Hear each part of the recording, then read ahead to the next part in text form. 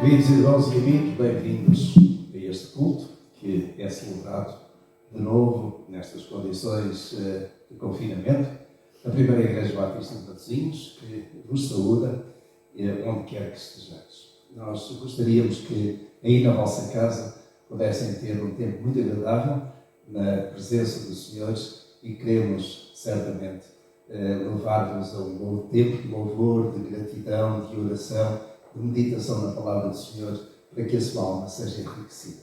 Qualquer que seja a sua condição neste momento, Deus com certeza quer tocar na sua vida e nós desejamos muito que isso aconteça. Assim, você disponha o seu coração para a palavra do Senhor. Vamos orar ao nosso Deus. Querido Deus e amado Pai do céu, nós te louvamos e agradecemos muito pela tua graça maravilhosa sobre nós. E é por essa graça maravilhosa que nós nos podemos encontrar aqui.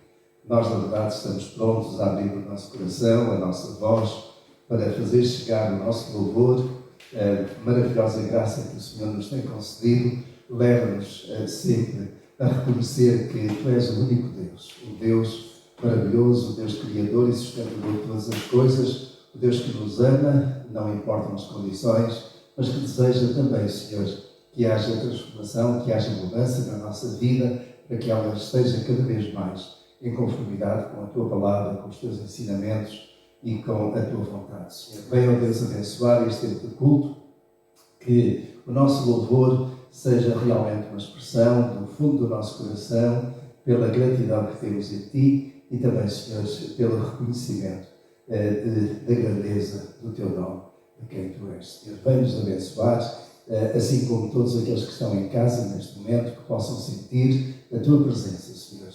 Em nome e por amor de Jesus. Amém? Que o Senhor abençoe cada um de nós. Vamos ficar com o grupo de louvor que nos vai dirigir e orientar para que também aí em casa possais louvar o nosso Deus.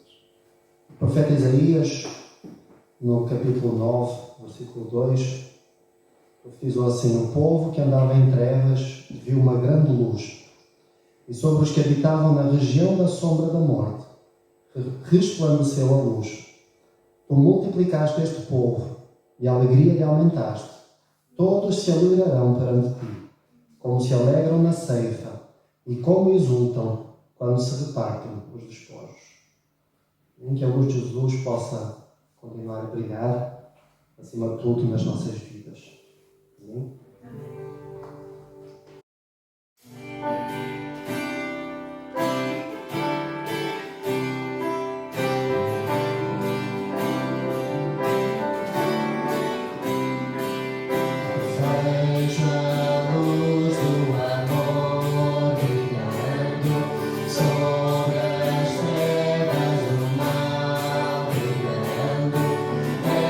Jesus,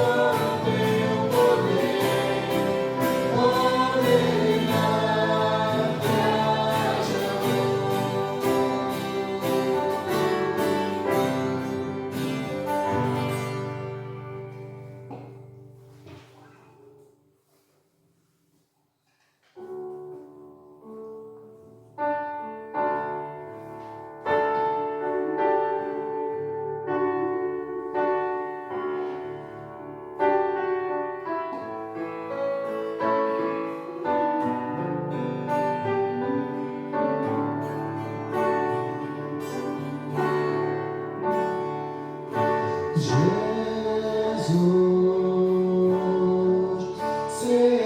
centro, minha fonte, minha luz, Jesus.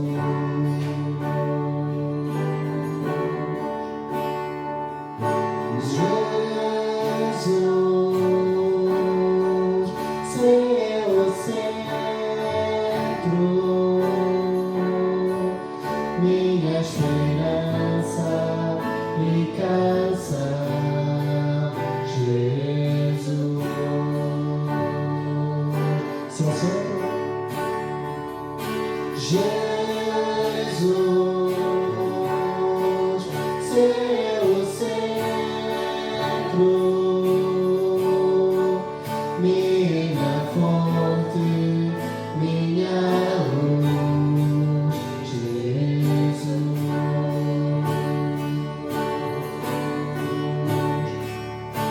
Jesus, seu centro, minha esperança e canção, Jesus.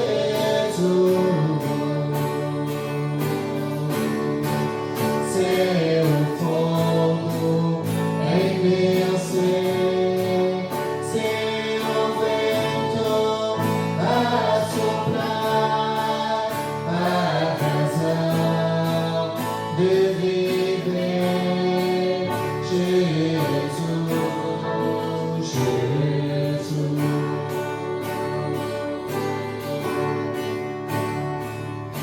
Jesus, seja a visão, meu caminho, direção, Jesus.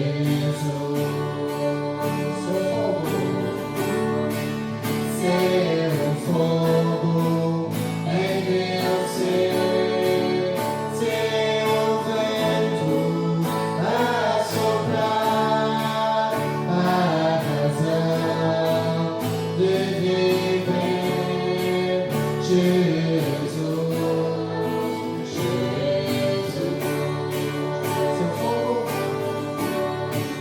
Seu fogo em meu ser, seu vento a soprar, a razão de viver, Jesus,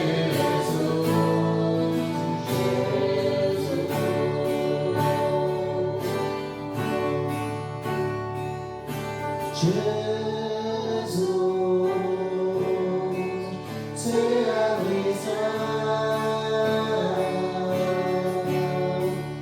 meu caminho, direção, Jesus.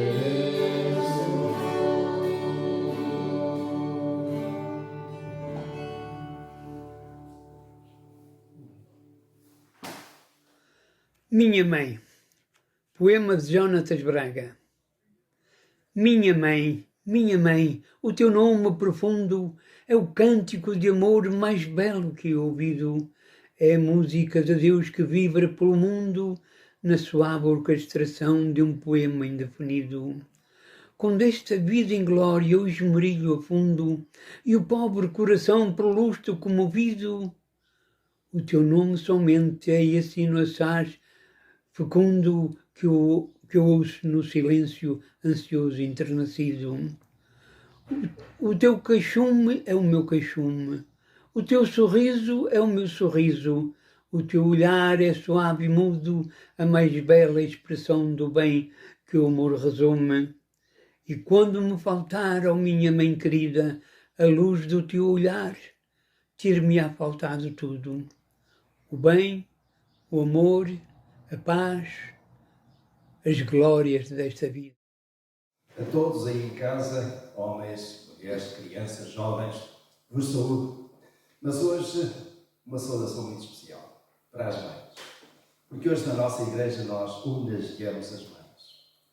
E gostaria que as mães tivessem, aí onde estão em casa, um lugar central, especial, que fossem bem acarinhadas.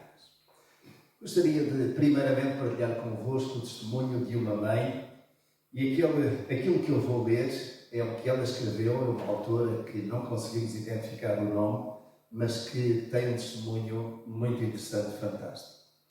E, de certo modo, poderíamos chamar este testemunho Profissão Mãe. E ela conta-nos assim: um dia fui renovar a minha carteira ou carta de motorista.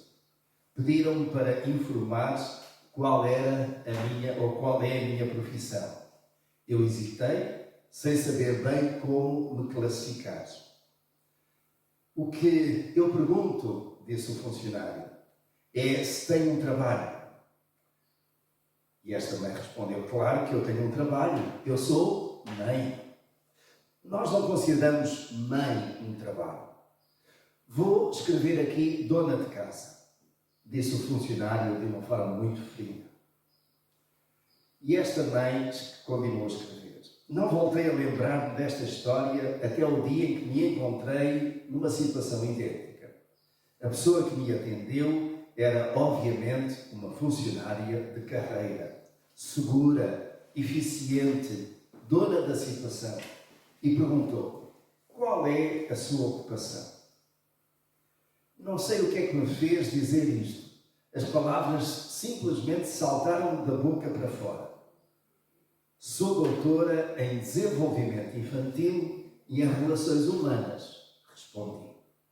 A funcionária fez uma pausa, a caneta de tinta permaneceu a apontar para o ar e ela olhou-me como quem não ouviu bem.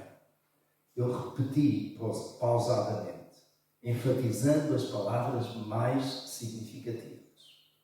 Então reparei, maravilhada, como ela ia escrevendo com tinta preta no questionário oficial. Posso perguntar o que faz exatamente? Disse a funcionária com um novo interesse. Calmamente, sem qualquer traço de agitação na voz, ela ouviu-me responder: desenvolvo um programa a longo prazo. Qualquer mãe faz isso. Em laboratório e no campo experimental. Normalmente, eu teria dito, dentro e fora de casa. Sou responsável por uma equipa, a minha família. E já recebi 4 projetos, todas meninas. Trabalho em regime de dedicação exclusiva. Alguma mãe discorda disso? O grau de exigência é de pelo menos 14 horas por dia, para não dizer 24 horas. Houve um crescente tom de respeito na voz da funcionária que acabou por preencher o formulário, levantou-se e pessoalmente me abriu a porta. Quando cheguei a casa, com o título da minha carteira erguido, fui recebida pela minha equipa. Uma com 13 anos, outra com 7 e outra com 3 anos. No andar de cima pude ouvir o meu novo experimento, um bebê de 6 meses, testando uma nova tonalidade de voz. Senti-me triunfante. Maternidade, que carreira gloriosa! Penso eu que assim, deste modo também, deveriam ser chamadas as avós. Doutora Sénior em Desenvolvimento Infantil e em Relações Humanas. E as bisavós bem poderiam ser chamadas Doutora Executiva Sénior. E já agora, as tias poderiam ser chamadas Doutoras Assistentes. Uma homenagem carinhosa a todas as mulheres, mães, esposas e amigas, companheiras. Obrigado a todas por terem uma vida de dedicação a nós, filhos. Vocês todas são muito importantes e doutoras na arte de fazer o melhor, de fazer a vida melhor. E é de facto, como disse, uma autora anónima, desconhecida, que encontrei e que deu este testemunho maravilhoso. Profissão, mãe. Hoje queremos homenagear as mães. Não apenas as mães que são membros da primeira Igreja Batista de Matosinhos, mas também as mães que nos ouvem e que nos acompanham através da internet. Esta homenagem é para si, querida mãe. Os evangélicos por todo o mundo têm este belo hábito de homenagear as mães no segundo domingo do mês de maio. Nos Estados Unidos, desde 1914, que é oficial esta data do segundo domingo de maio como o dia da homenagem às mães. No Brasil, esta data de homenagem às mães no segundo domingo já existe desde 1932 e em Portugal também já tem bastantes décadas. E tudo começou com uma manifestação de gratidão de uma filha pela sua mãe. Permitam-me que leia mais 2 testemunhos de filhos, testemunhos de gratidão. Um filho manifestou assim a sua gratidão para com a sua mãe. Desde que nasci, você esteve ao meu lado. No seu colo me segurou, quando tropecei, me amparou e quando caí, você me levantou. Conheci o mundo de mãos dadas com você e aprendi a falar, escutando suas palavras. Você me deu a vida e ainda hoje me ensina como viver. E quando erro, continua me apoiando e me indicando o caminho certo. Você, minha mãe, é a razão de eu existir e de ser como sou. E você sabe que eu tento ser o melhor cada dia. Obrigado por seres uma mãe tão maravilhosa, por ser uma mãe tão especial. Sou um filho orgulhoso e também um privilegiado, pois nunca me faltou amor e apoio e carinho. Te amo, mamãe. E uma filha que também manifesta a sua gratidão e amor para com a sua mãe. A você devo tudo, mãe. A mulher que sou, a pessoa que me tornei, os princípios que carrego e os valores que defendo são resultado da educação que você me deu. E é com muito orgulho que afirmo que tenho a melhor mãe do mundo. É com muita alegria que juro que estarei ao seu lado eternamente. Não foram meras palavras tudo o que me transmitiu. Não foram lições desprovidas de credibilidade. Seu exemplo como mulher guerreira, sua capacidade de ser um pilar da família, seu dom de amar como mais ninguém é capaz, marcaram-me profundamente. Olho para você e vejo a imagem do que queres realmente ser. Agradeço de coração. Sei que tudo o que eu posso dar não será suficiente para retribuir o que você merece, mas ainda assim agradeço. O que nos liga é inexplicável. Apesar de não concordarmos com todas as coisas, eu amo muito você, minha mãe. É certo que todos nós somos filhos. Alguns já não têm a sua mãe viva. Na nossa igreja, ao longo dos anos, costumamos lembrar com saudade e gratidão a Deus pelas mães que já partiram para o Senhor e que estão na paz do nosso Deus. Não oramos por elas, mas agradecemos a Deus pelas suas vidas. E eu dou graças a Deus pela minha mãe, que há 3 anos atrás partiu para o Senhor. Sei que um dia a irei encontrar junto com o nosso Salvador. Dou graças a Deus por aquilo que ela foi para mim, porque ela me levou à igreja e me incutiu fé e reverência em Deus. É certo que foi na Igreja Católica, pois era a igreja que ela conhecia. A minha mãe era muito devota de Fátima. Até que um dia encontramos o caminho certo, que é a salvação única e suficiente através de Jesus. Dou graças a Deus porque nasci em 1953, poucos anos depois da Segunda Guerra, e naqueles anos as condições económicas eram muito escassas. Não havia salário mínimo, nem rendimento mínimo, nem muitas das regalias que existem hoje. A comparação é da noite para o dia. Sei que a minha mãe, muitas vezes, comia menos para que eu pudesse ter um pouco mais. Dou graças porque, com os anos, fui aprendendo como a minha mãe, apenas com a terceira classe, terceiro ano de hoje, era doutorada em economia doméstica. Ela conseguia fazer esticar o dinheiro. Pouco, mas conseguia dar para tudo. Eu poderia estar aqui a lembrar muitas e muitas coisas que recebi e aprendi da minha mãe. Mas fico-me por aqui.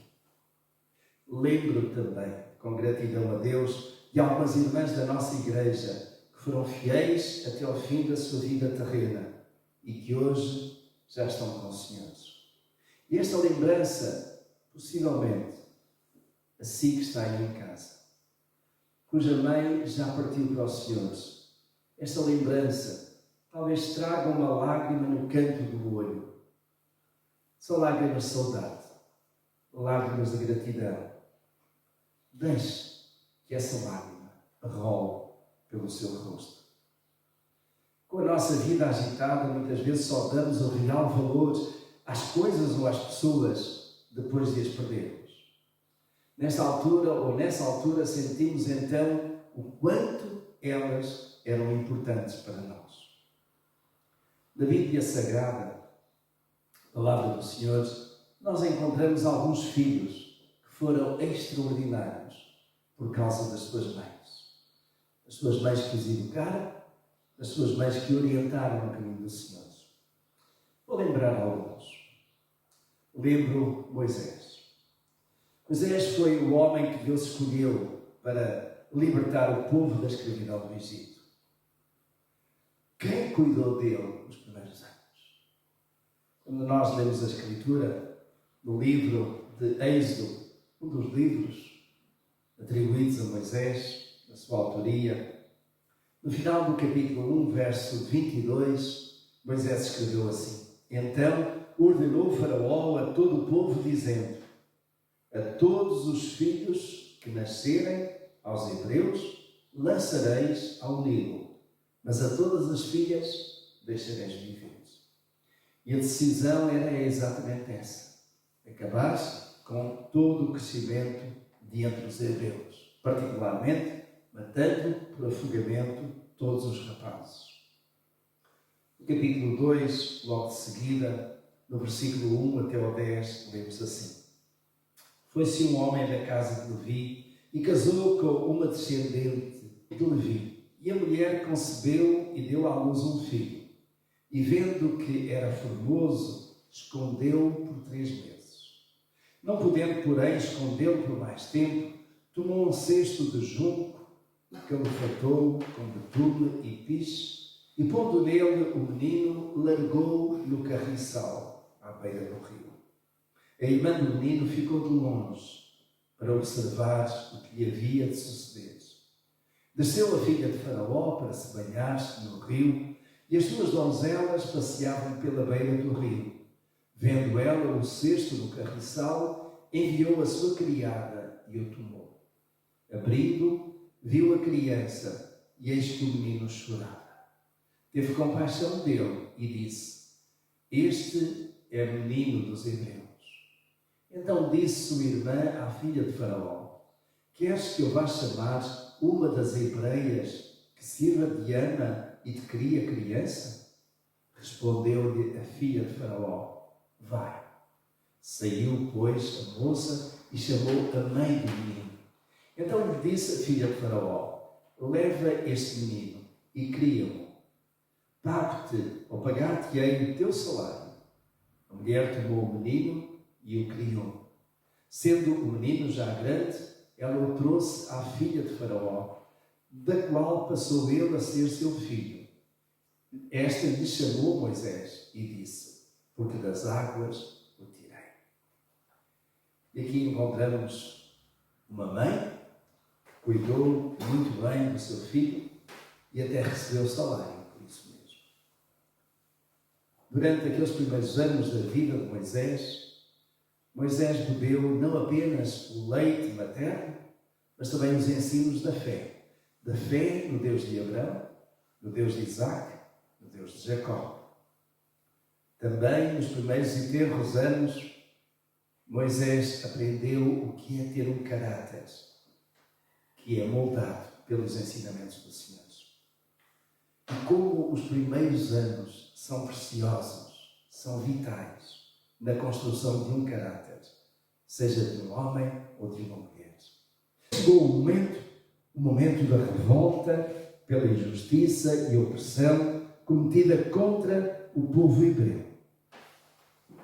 Foi então aí, naquela ocasião, que a voz do sangue e o respeito pelo próximo falou mais alto e Moisés tomou aquela decisão de lançar a sua mão, aquele egípcio que estava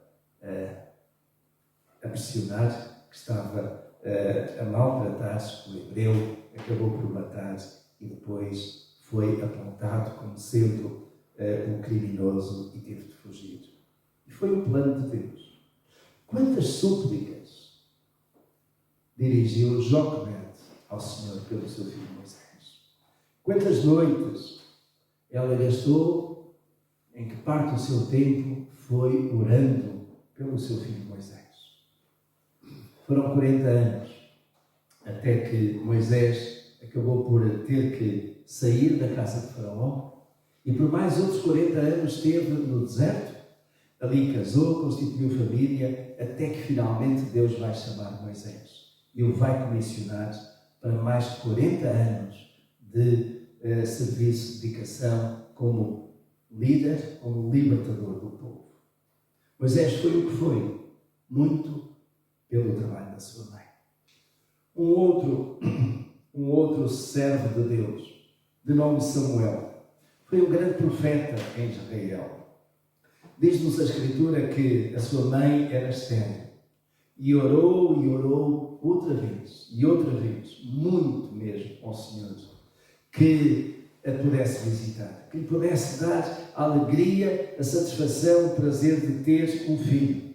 E no tempo de Deus, ele ouviu a oração de Ana e ela concebeu.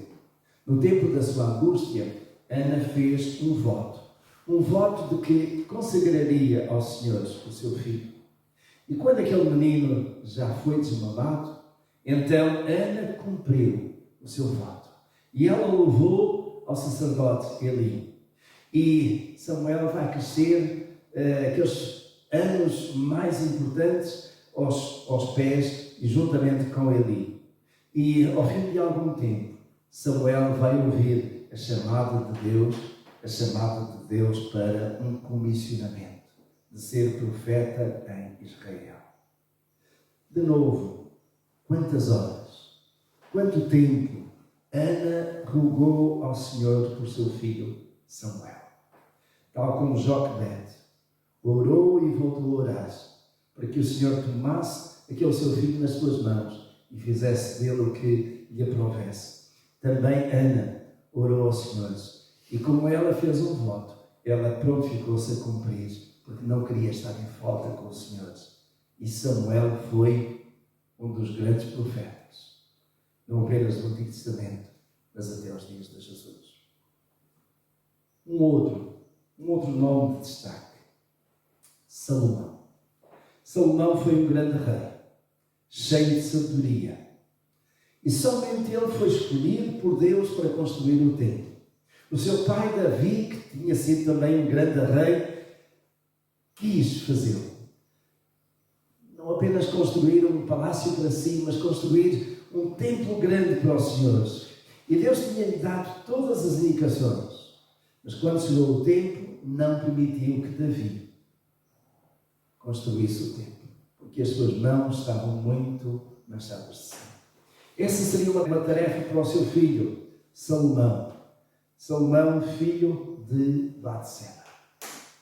E quem conhece um pouco a história sabe a relação inoportuna, adulta, de Davi com Batseba, em que o primeiro filho dessa união acabou por morrer, mas o outro filho, então, Salomão, acaba por ser alguém que Deus tinha escolhido para uma missão especial.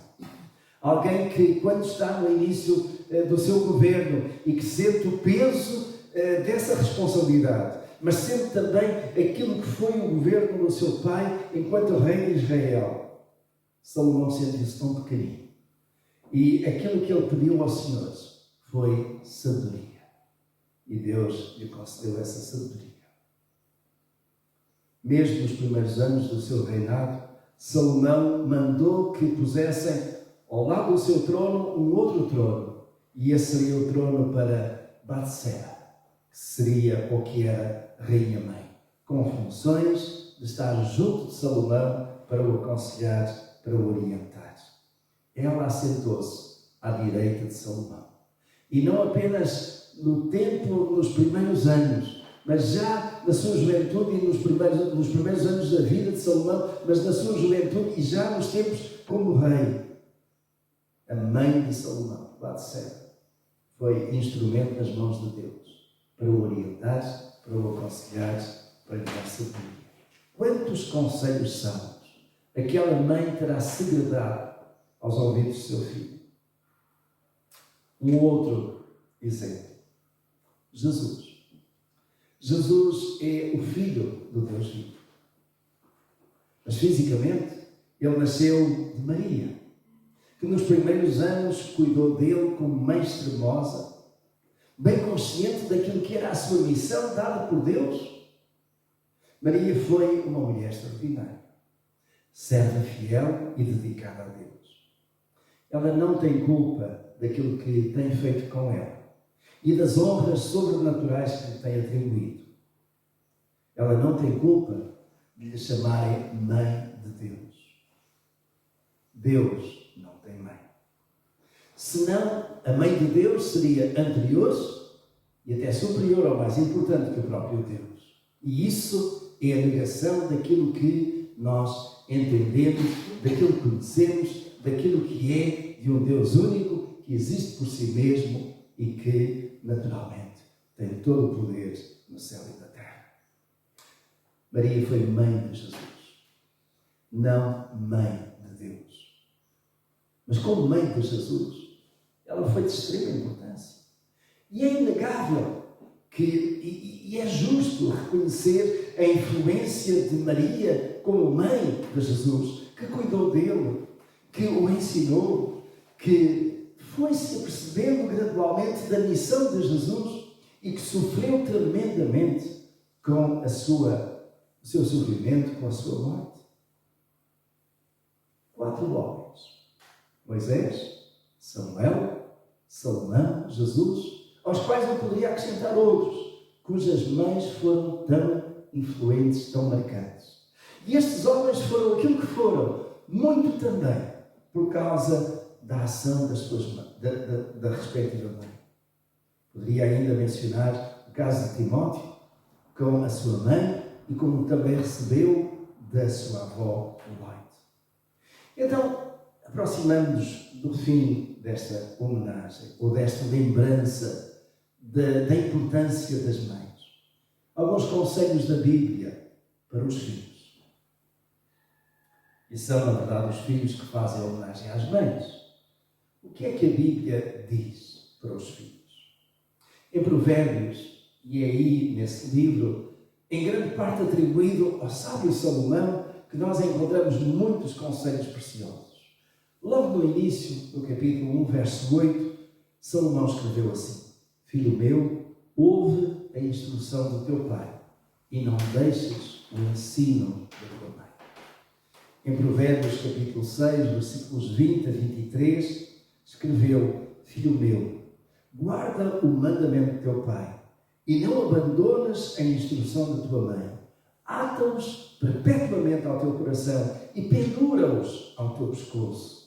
Quando caminhares, isso te guiará. Quando te deitares, te guardará. Quando acordares, falará contigo. Porque o mandamento é uma lâmpada e a instrução uma luz. E as repreensões da disciplina são o caminho. E um pouco mais adiante, no texto que nós temos, em Provérbios capítulo 10, verso 1, diz: Um filho sábio alegra o seu pai, mas um filho insensato é a tristeza da sua mãe. E já quase para o final do livro de Provérbios 23, verso 22. Ouve a teu pai que te gerou e não desprezes a tua mãe quando ela envelhecer. E aqui vemos exatamente o cuidado que os filhos deveriam ter e tinham pelos seus pais.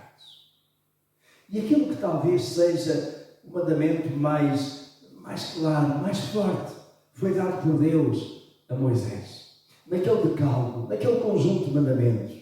E depois de mencionar os 4 primeiros relativos a Deus, à relação do homem com Deus, ele vai exatamente apresentar 6 outros mandamentos relativos às relações humanas.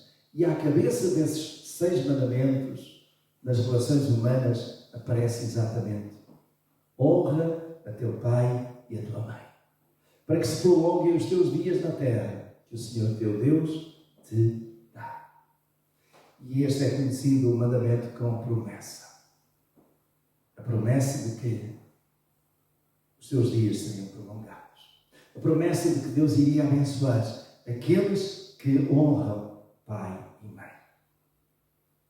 Aí em casa. Agora, os filhos podem ter um carinho especial para a sua mãe. Podem chegar-se junto dela, abraçá-la, beijá-la. Beijo, abraço, carinho fazem parte do dia a dia. E aí em casa não há restrições. Podem ter uma palavra de gratidão. Agradeça à sua mãe por aquilo que ela tem sido para si.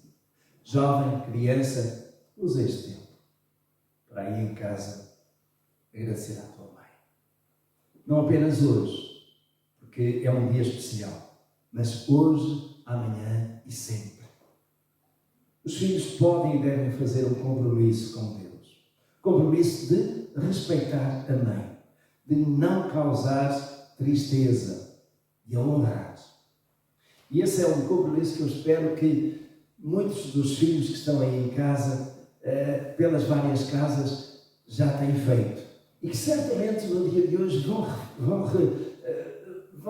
de novo afirmar, vão comprometer-se diante do Senhor a honrar, a respeitar a sua mãe, a não lhe causar tristeza. Certamente que as mães continuarão a amar os seus filhos, a orar por eles, a ensinar-lhes a palavra do Senhor, sobretudo enquanto eles são crianças e jovens. Na nossa igreja temos o Ministério Mães que Oram. Este ministério tem sido notável e tem dado frutos. Mães que cada terça-feira à tarde se juntam na nossa igreja e oram umas pelas outras e oram pelos filhos. E tudo começou exatamente aí. Mães preocupadas com os seus filhos, alguns dos quais se estavam a afastar do caminho do Senhor, estavam na fase de rebeldia, alguns deles já eram casados com filhos e que foram esquecendo aquilo que aprenderam enquanto crianças. Então, mães que oravam, mães que oram pelos seus filhos.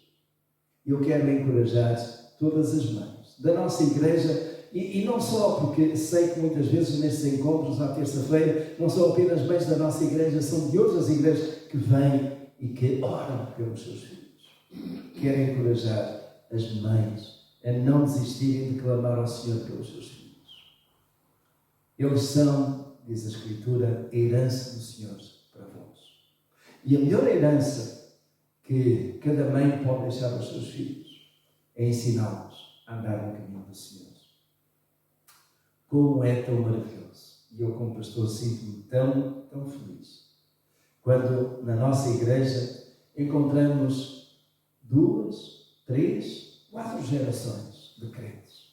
Ou seja, hoje podemos ver bisnetos, netos, filhos e até bisavós, avós.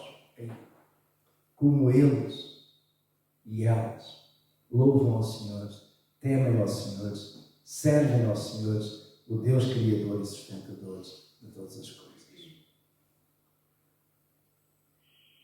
Para a minha esposa, como mãe e avó, a maior alegria que ela tem é ver o filho, a nora e as netas no caminho do Senhor. é certamente a riqueza maior que uma mãe pode ter. Então, para finalizar, queridas mães, que o Senhor muito vos abençoe. E a riqueza não apenas este dia, mas cada dia da sua vida.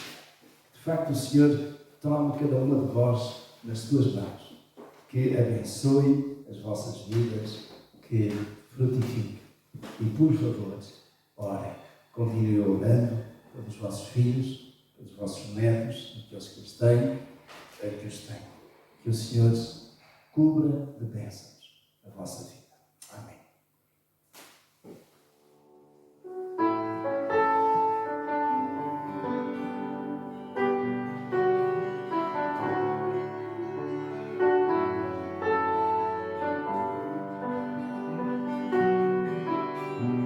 Vai, toma o teu lugar.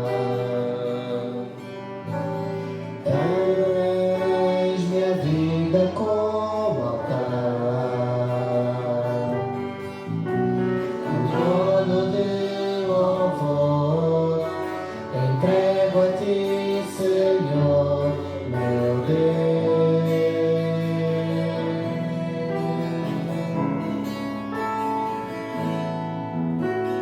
Guarda o meu coração,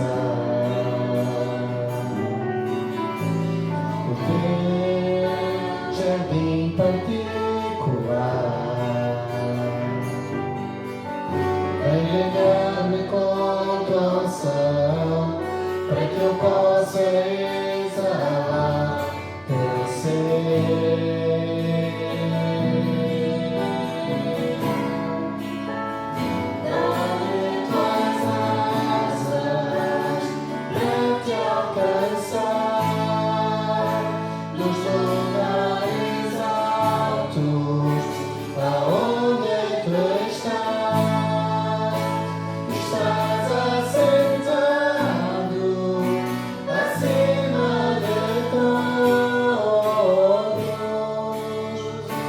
Tão grande tu és, mas mesmo assim habitas em mim.